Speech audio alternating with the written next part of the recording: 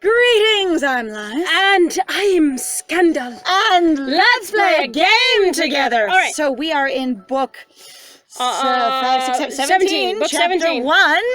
And we are going to straight until morning. Because we stopped in the middle. All right. We did. We really should follow Scout, and Julian has been having a crisis of self into the scary cave. He's been starting to have a weird breakdown that I'm not comprehending because it really seems incredibly abrupt. So we felt really uncomfortable when it first started happening and going, wait, why is he suddenly resisting us? So two things that bothered me personally. One, we thought, hey, maybe he has a fear of heights, that's why he won't jump off the island after Scout. And then we're like, no, he just demonstrated he didn't have a fear of heights just a moment ago when he's like, let's do the zip line from the castle. Right. Like he had just demonstrated that. And then just before that, where he's feeling super skeptical of our choices, he had demonstrated and said explicitly, I trust you, with the whole magic thing. Right. So I don't know what's holding him back. It's not fear of heights, and it's not that he doesn't trust us, if both those things are true. So why is he suddenly resistant to everything, and where's his natural sense of adventure and curiosity suddenly gone? It's actually very, very strange. So anyway, he's acting super weird, and unless there's some explanation for it, I'm grump.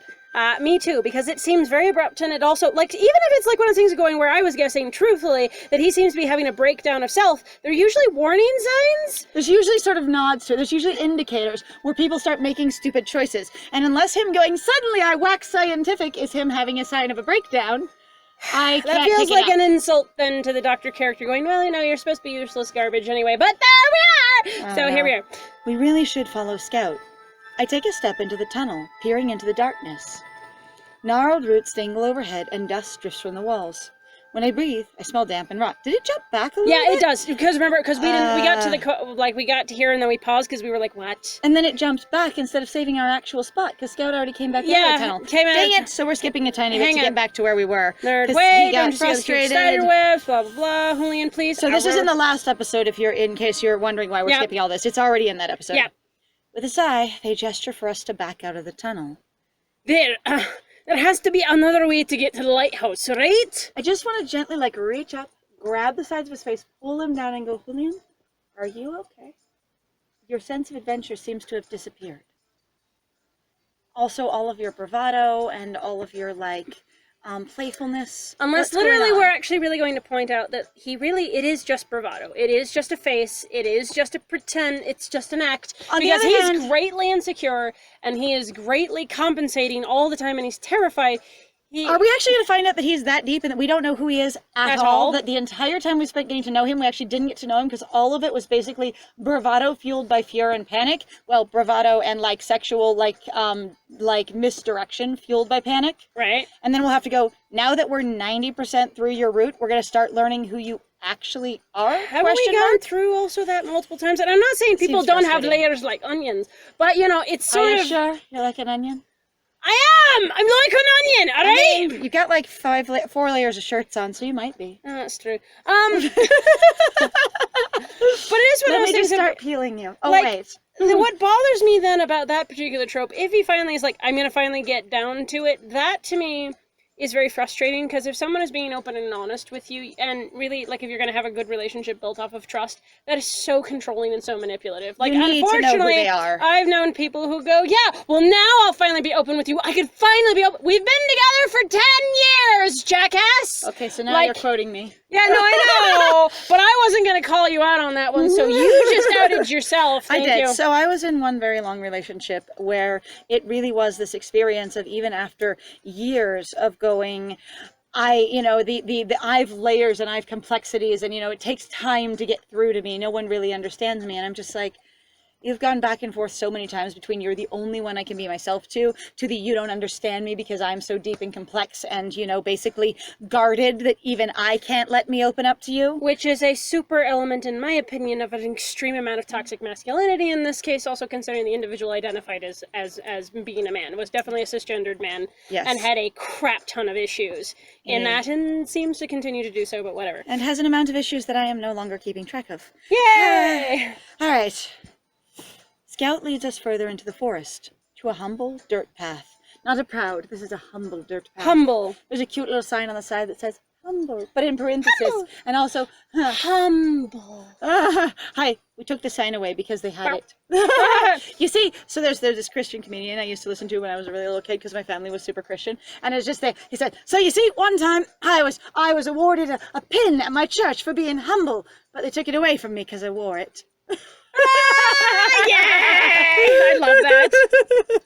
So, Scout leads us further into the forest to a humble dirt path.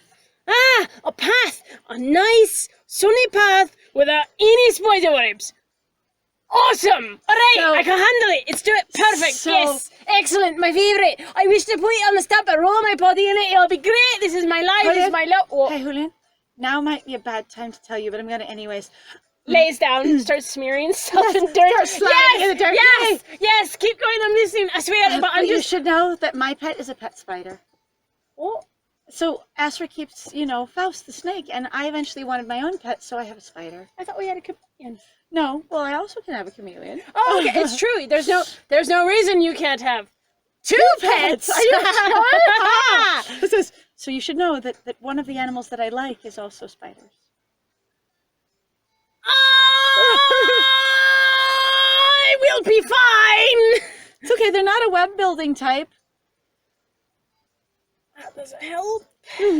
Sunlight streams through the branches, still looking very like Nadia's garden. I feel disoriented. I feel like it's a Wizard of Oz moment going, everything has a nice parallel to the real world, but it's not quite there. We like that. A gentle breeze stirs the leaves and cools us down as we walk. Up ahead, a cliff juts up from the floor, rising high into the air. Like, we just can see it, or it happens live time. Crack! Just thrusting up through the forest, splitting the landscape. Right. Scout motions for us to stop. Then they shrug off their backpack and start unpacking it. Are we going to have to climb? Probably. They shake out a blanket and sit down for a well-earned break. Aw. Or it's a flying carpet. Maybe? Nerd, look. Julian shakes my shoulders excitedly. Just my one shoulder. Look. Pointing. Look. Hi. Giant jellyfish float through the air, drifting languidly alongside the cliff. Okay, Oh. I'm still frustrated about the Ray scene where I'm basically just like, the whole point of this was, let's show off. But we're not going to show off by drawing them, just by talking about them. And what it is you should know that Julian loves dogs. He loves sea pancake dogs. He loves snake dogs. He loves all dogs. He loves guide dogs. He loves brundle dogs. Julian loves dogs. I really am. I'm a dog person myself, even though, fuck Lucio's dogs, man. They're like little bastards. No, they're really good. They're just hungry and neglected. Oh. Honestly, if a dog is a bad dog and they're owned by someone, it's really a sign of a poor owner. There's also that. So that's socially, that's actually tends to be pretty true. Now, granted, dogs and animals tend to have obviously their own personalities, so there is some element of obviously the It animal doesn't has some mean influence. that you are a bad owner. It just means that you and your dog have not made the best possible arrangement with each other. And that's what I was gonna say. Is usually then they're basically in a situation where they're greatly distressed. If you haven't noticed, a lot of people when they're really mean tend to be in a really big environment where they're not really either well cared for, their needs aren't being met, and and even in the sense that they don't feel very secure. Like that's actually a lot of people. It's a lot of people and it's a lot of dogs. As If far they don't as I've ever understand seen. the context of their reality and where their place is, what they're supposed to be doing, put someone in a job environment and don't tell them what they're supposed to be doing. Right. That's a lot of dogs in a lot of social situations. They're not giving clear instructions of what's expected of them, so they're trying to figure it out. Right. Anyway, giant jellyfish float through the air, drifting languidly alongside cliff. Don't they look like just big, blobbly dogs? Don't touch the dogs. Hi, weird Those dogs Love your sting. weird dog. Those dogs sting. That's incredible. Hang on, I want to get a closer look. Okay, so here's your sense Okay, of now adventure. you're- Hang on. What the hell is going on? Yeah. He scrambles onto a big rock, leaning over to examine one of the smaller jellyfish. Okay, Okay, they're I'm- flying up through the air, but he climbs onto a big rock, and they're below him now, or some of them are below him, or he's in the midst of them You know now? what's bothering me? And I've been noticing almost in some ways. So there's a level of interesting pushback in regards to what's going on. I feel like in this route where it feels like. Okay. I'm not keeping track of every single thing, so Yes. don't quote me on it. But Okay. the thing is going like, it starts feeling like every time where we're needing to make a decision, there's always some level of pushback. Okay. But anytime when he has to make a decision, we always just encourage him He out just the door runs no off and matter does it. what. Or he's just kind of allowed to do it. I could see that. Like, there's some that, like... So I'm feeling sort of shat on, slowly but Boxing? surely, of going like, we're supposed to literally be babying you, which might not be what we're doing, but I'm getting a level of frustration of going, I would like to support Julian as a partner. And I'm getting this is not a partnering situation, this is sort of babysitting. Yeah. And again, this is sort of a level of frustration that I'm still having over and over again with this character of going, like, you don't... It seems like we're doing heavy caretaking and essentially sort of parenting of Julian rather than, you know, like partnership learning and getting to know each other. It seems like we're doing a lot of let's save your life. That might literally be because the writers chose to really not, or at least say that they really didn't try to put in very much strong of a character so you could insert yourself into the situation as needed. However, as we've also said, though, before, they also seem incapable of deciding if they're writing to a first-person perspective novel, or are they doing third-person perspective to novel, the reader. which is to the reader. So what you're having is I'm writing to the character with the first-person novel, so our character should know a bunch of information, but then they abruptly jump out either for a gag or for hilarity, so actually this is... Or for suspense. Or for suspense, which is actually a thing, though, that we discovered actually while talking to somebody on our YouTube channel. So thank you very much. Actually, it was a thing that we were discussing. We got a really nice comment where Yeah. someone was talking about basically what engaged them in this game and made them keep going. And it really made us have to think about basically what the primary issue of our challenge is and basically where we were stumbling, where they succeeded. Right. And that our primary stumbling blocks is that it seems like the tense keeps changing, where it's writing first person in our protagonist's head, or it's writing out of the protagonist's head, third person to the reader. And that level of dissonance, like in the episode where we described the elevator, which is a cage inside of a cage coming down from the ceiling. Blah, blah, cage. Oh my god, anyway, cage and bars. And then suddenly we know the word lift and we know the word elevator when we're back in ourselves. Right. But neither of us can identify when the game is going to switch tenses like that. And it's very jarring every time. Well, and it's also that thing of going, it throws you out of the game and going, but our character should know. There's even a really good example of it right in the very damn beginning part of this one where you're going, and there's a snake, it crawls up on this dude, and you're going, you should already have just said that it's Faust. Right, so in the very beginning, in the prologue, when we meet Faust, when we, the players, meet Faust, right, our character, in this case, Nerd, knows Faust. So saying a snake crawls up the table, which is meant to, as far as we can tell, surprise the reader. It would be Faust begins climbing up the table leg because we're speaking from Nerd's experience. Right. Unless we were introducing Faust for the first time to Nerd in that scene, which we were clearly not based on context. But that sort of weird stuff happens, and it's been frustrating. And again, though, that's where I'm saying that this gets kind of frustrating in relation to dealing with Julian, but... When he touches its bell, it flutters slightly, but it doesn't seem particularly bothered. I will pet the dogs! You said they were stingy dogs. The tops don't sting you! Hey, Marlin, the tops don't sting you! It's amazing! Wonderful! It's not just manta rays, it's an entire ecosystem! This is really random. This is very random. How does that work? Why do they look like sea creatures? Is it based on what we've seen before? Or on what you've seen before? Because since everything seems to be keyed into you... Or did they just come from somewhere else? Or do sea creatures just fly here? You sound like you're stressing out really hard and trying to disconnect. Are you okay? Uh-huh. As he talks, waving his hands animatedly, he leans too far forward I kind of figured this and was loses his balance. He falls on top of the jellyfish. The bell squishes under him, and he bounces with a comical yelp. I feel like every time they want to give us a cute, adorable scene, I can't connect to it because the overall plot is still pending. There's still a heavy time wait. There's still like I bitched off once really briefly, and especially in one of our descriptors, about how it seems like a lot of our premium options in this particular route, and especially a lot of our like even just silly asides like this with Julian, all feel like they're done during times when we should be really concerned about the pressing timetable and the safety of people's lives.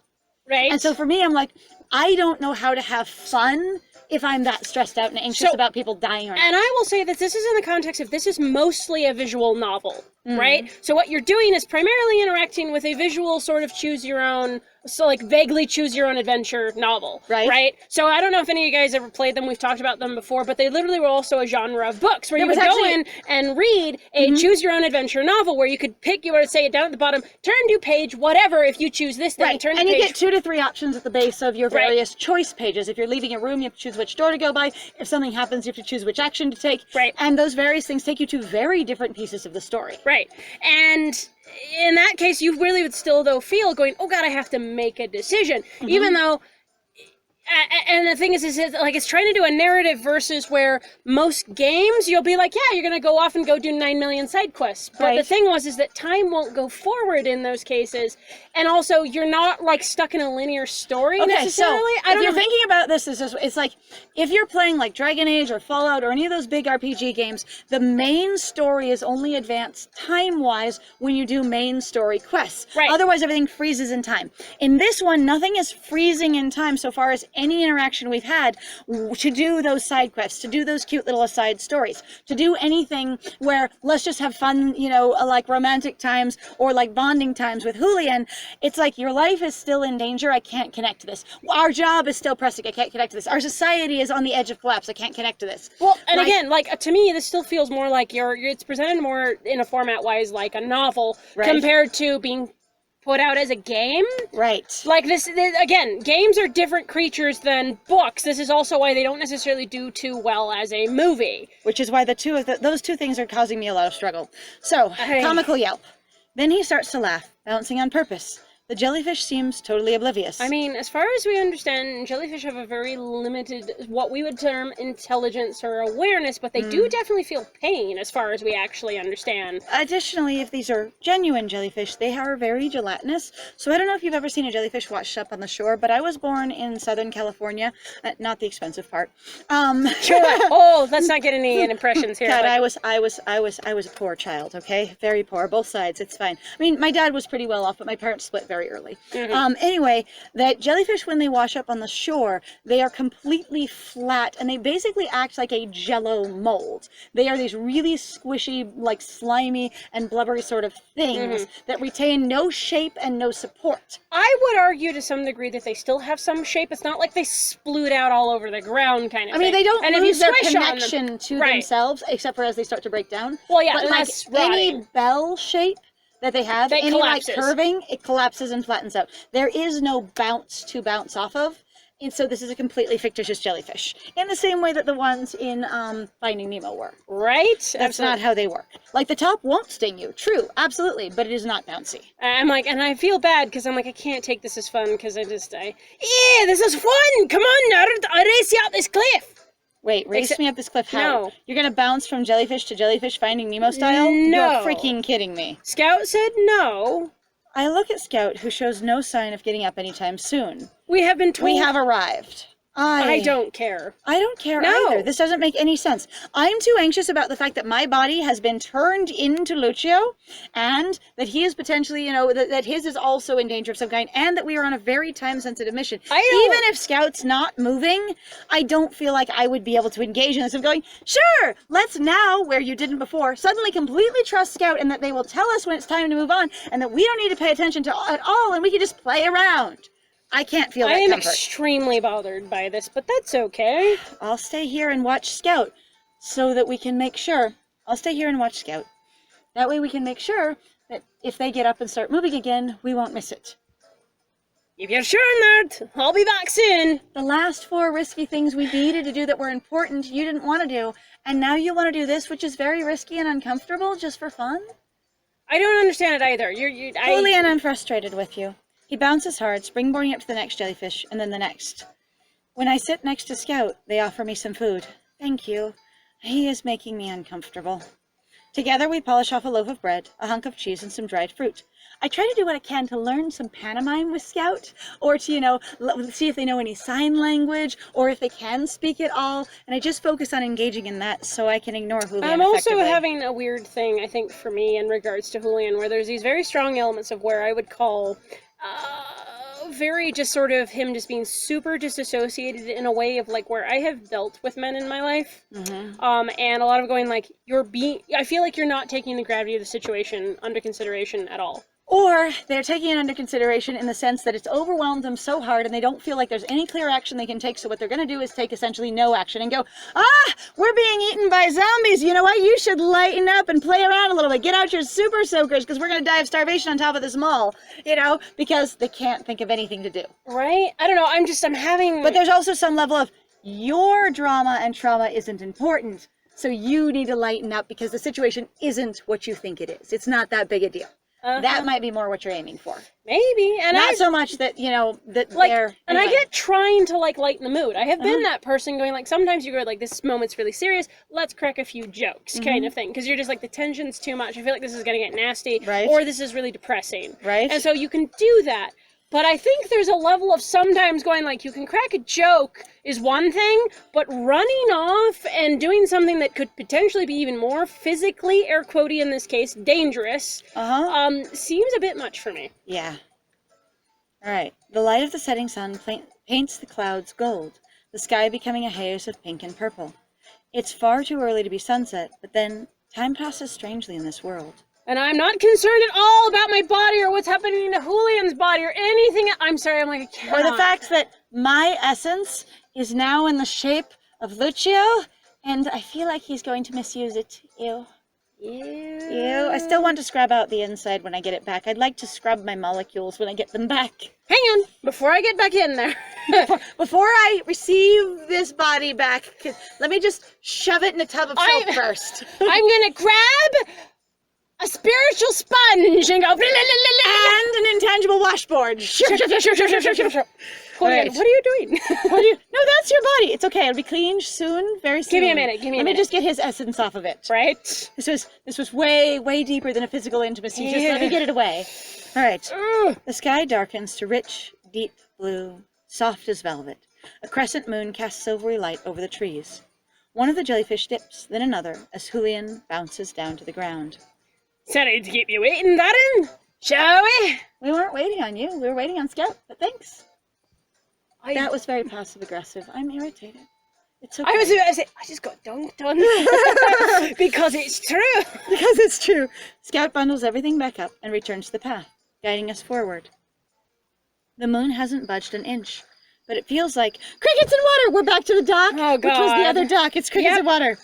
But it feels like we've been walking for hours by the time we emerge from the forest. My stomach sinks. The lake we saw earlier has grown to an ocean. The lighthouse is a mere speck. Yeah, well, Scout tried to take us by the shortcut, but you were unwilling to do it. It's true. So it's okay.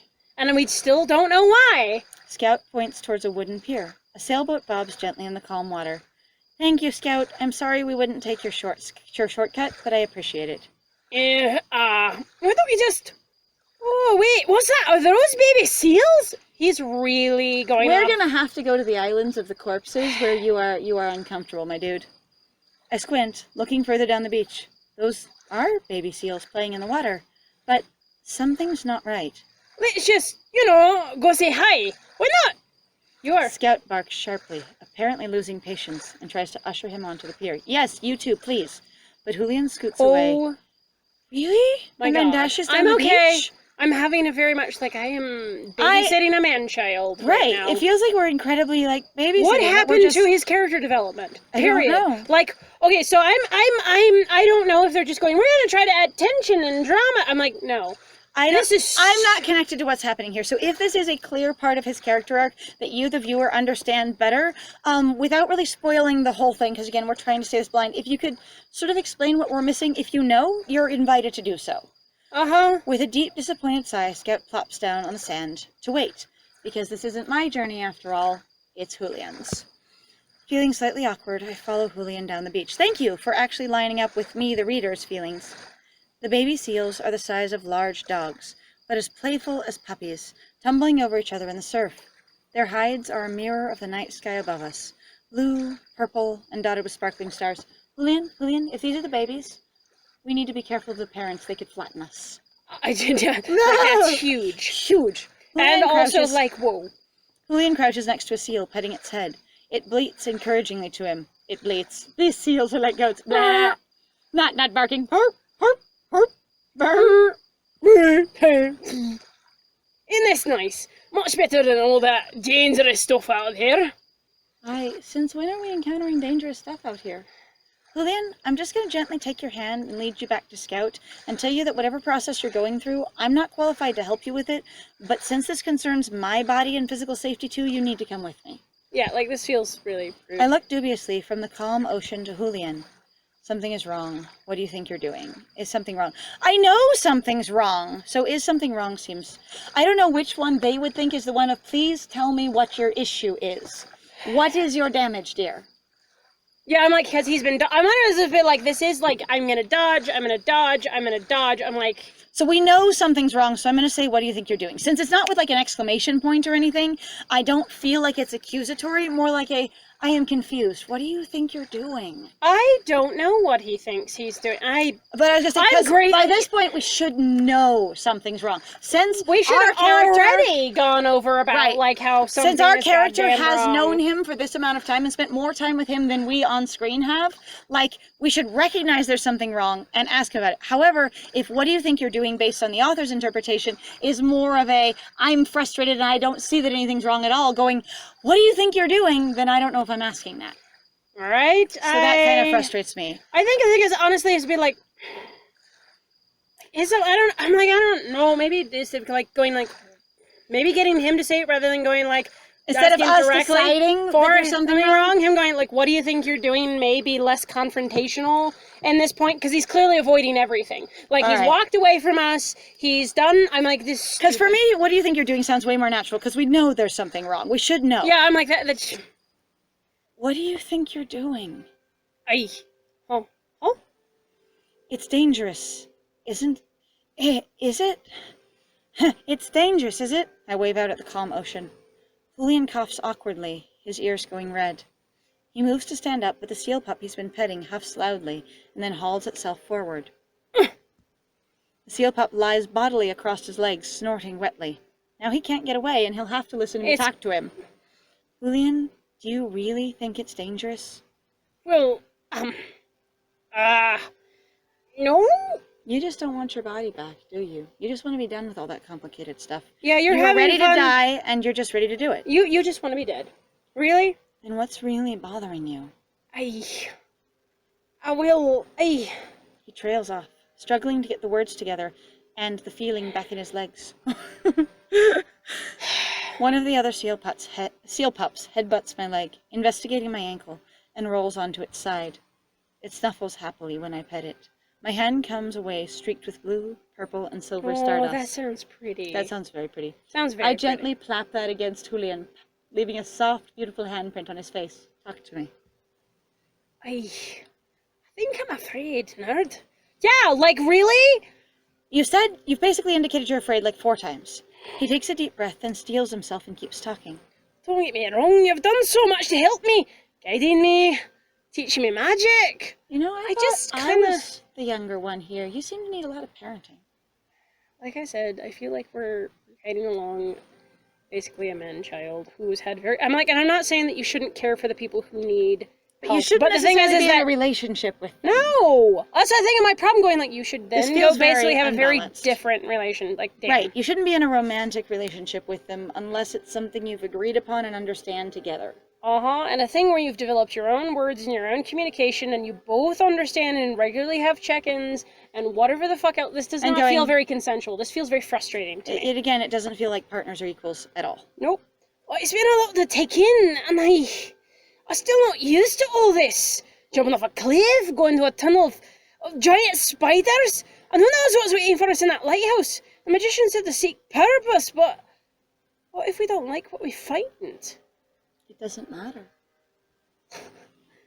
Some burdens are too heavy to bear, even if we carry them together. You don't know if it's too heavy to bear if you don't see it. Don't ever try! I'll say, if you don't know what the burden is, you can't know whether or not it's too heavy to bear. There actually is some level of going, you won't know, especially for you. So, for different people, there are different interactions with everything. There's this really lovely saying that say, do the thing, and you will get the energy to do the thing. And I cannot remember who it is right now, but basically, if you do not start the task, you'll never have the energy to do the task. So stop You can- procrastinating. Go do your projects right now. I encourage you. Yep. Anyway, go ahead. Write 4 lines on that novel you're working on. Go Right. and clean for 5 minutes and let it be good enough. Go start 1 load of laundry, or go check the mailbox. Do one tiny Go get thing yourself some food. for Take your yourself. medication. Do something, damn it. You can do it. Yes. All right, go ahead. You were saying? I was just like, that experience, so a lot of people do, they go, but I don't know if I can handle it. And you're never going to know if you can handle it until you go and approach it. Yeah. And one, you won't even know actually what it is. In the same way of writing a novel or writing any kind of a story, there's an experience of approaching it with organization. In your head, you're going to think it's all there, and you may not think you can ever handle to do it. Like some people going, I have this amazing idea for a story, but there's no way I can ever get it all down. But unless you start trying, you're never going to find out what it takes to do it and whether or not you are capable. And if you aren't capable of doing what you initially pictured, then you can figure out how to do it differently. Whether it's the sort of thing of, you're having me push on this boulder and I can't move it. I didn't say move it. I just said push. Right? There's actually... Don't...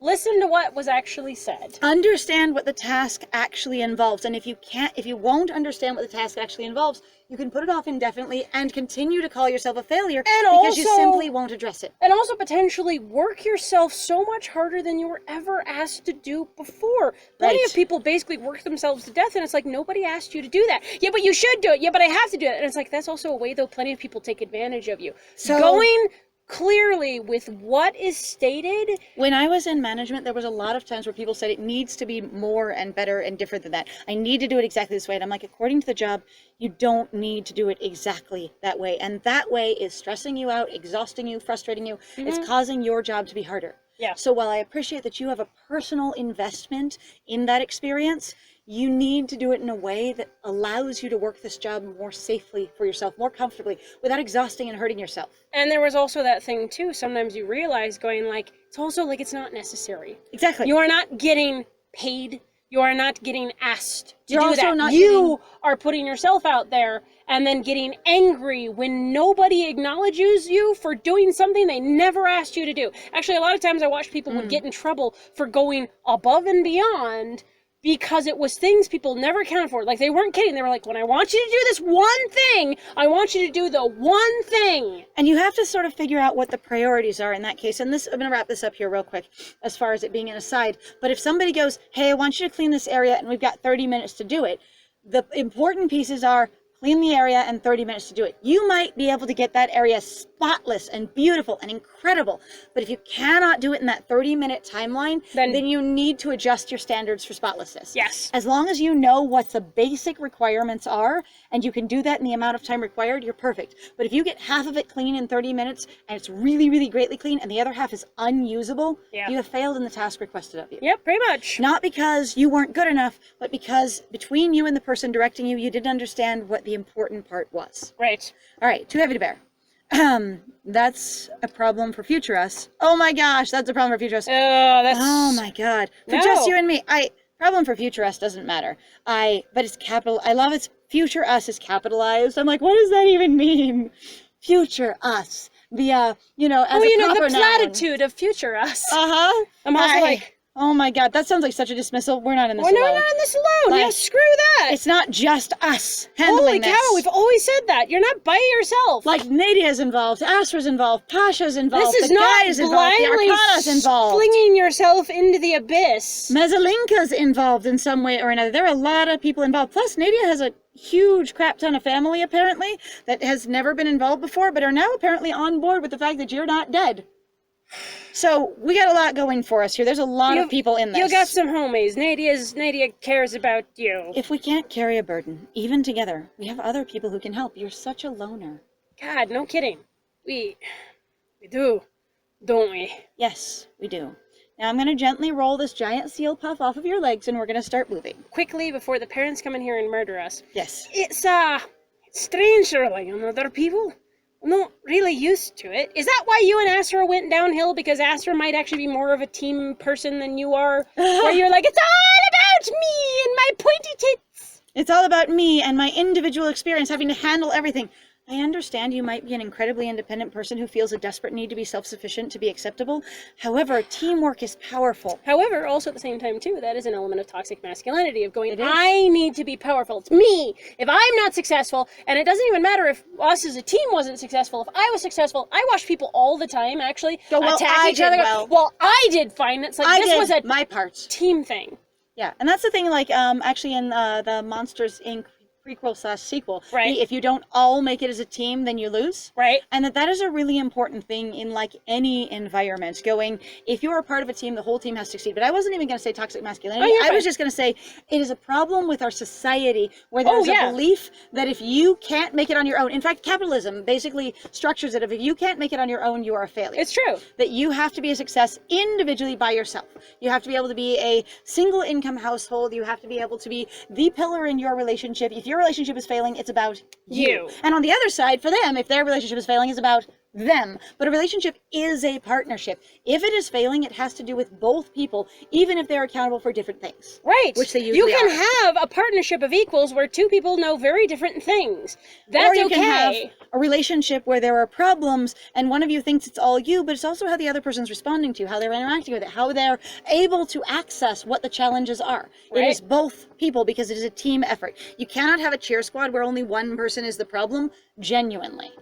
Yeah. You can have one person There's who doesn't usually in want to that case, participate. right? And then but you'd be like, then we have a systemic problem of going, why did you feel like you needed to be here? Why well, are this you is on how I this show team? support because I don't have anything else, or my family made me, or whatever else, and going, that's a larger issue, which a lot of issues like that tend to be. I was picking toxic masculinity because I'm talking about the broad overarching thing of toxic masculinity, which is encouraged by capitalism and by the society I've that just we seen a live in, lot at of- least in the United States. I am one of those women, though, that have felt if I can't do it by myself, I'm a failure as a person. Yeah, right? So it stretches farther than just, I mean, the umbrella covers it, but it's not just I was affecting going to men. say also, though, at least in my... But the thing is you can be a proponent of something even if you're not necessarily under that, whatever. I've always thought I had to do it all myself, but now I don't have to anymore, do I?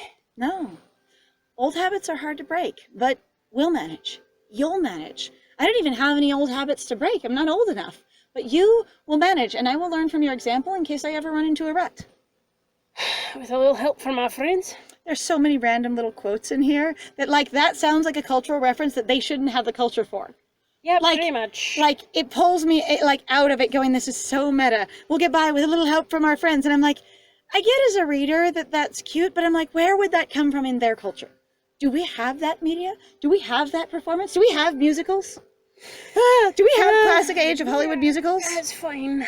He chuckles, and the seal pup lying on him whines loudly, then rolls off. It's like looking up at me going, Nerd, I feel you. I will help you. Hang on, let me just sit on him until you get what you need out of him. And I say, thank you, pup, you are beautiful. Solidarity. And I gently pat the sides of its very soft little muzzle, and it gets sparkles on my hands. And then I run them through my really cool hair. Yep, and then I look awesome. And then I just look amazing, and I feel a little more chameleon. I can barely feel my legs. Give me a hand here.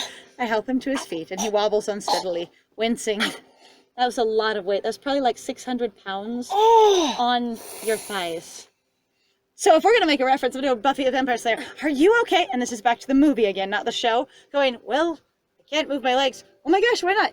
You're sitting on them. I love that one! cute. It was so good. It was so cute. Ah, pins and needles, don't you hate that? It's the absolute water state. Scout comes bounding down the beach. I love this idea of bounding using a cane. It's so charming. With all their floofy clothes splashing through the shallows. It causes a commotion among the seals, and several of them shuffle over to investigate their new playmate. They bend down to pat the seal pups' heads, then look up at us with an impatient huff. Are you done? As if to ask, are you done? Yes! Well done, Scandal. Well done. Hey, Scout. Sorry about that. We're ready to go. Thank you, Julian. With a relieved sigh, Scout turns and bounds back towards the pier. I love how Scout can't walk anywhere. If I'm leading you, I can walk, but if I'm myself, whee! Yay! What I am is a good, excitable dog. I'm a good dog. Leaving the seals behind, we follow Julian. Julian peers at the boat, shading his eyes from the moonlight. Now. Shading his eyes from the moonlight. How bright is that moon? Ouch. Wow! That's a little wild. That's amazing. Let's see. I think I recognize this ship. He hops nimbly onto the deck. I thought it was a rowboat. Oh my god, me too. I thought it was a rowboat. What? It's huge? And gives me a hand It's up. enormous! You're kidding. I'll have to go back and reread that. Oh, wow. What? I thought it was a rowboat. I really did. Unless we're talking like a giant, like, Viking It just said there's a boat. Many oars. Did it just say boat? I swear to God, it's just something that just boat. Okay, maybe it was just I could boat. be wrong, It's but a large boat then. I pictured small boat. All right, large boat. I might be on board one of these in a few years, but if memory serves, I can sail it just fine. It's a sailing it has sails? Holy shit. Wow. All right, well, I mean... Holy crap. We did not picture that at all. Neither of us. All right. Dang, guys. Well, thanks for joining us. If you like what we do, please feel free to support us on Patreon. We are also on Tumblr and Twitter. Check out the rest of our videos if you liked this one, and or share it with your friends. We would love that. Yes, it's very helpful, actually, with it that helps sort of us stuff. a lot. Yep. All right. So this has been Scandal. And I have been Liz. And it was great playing with you. Bye!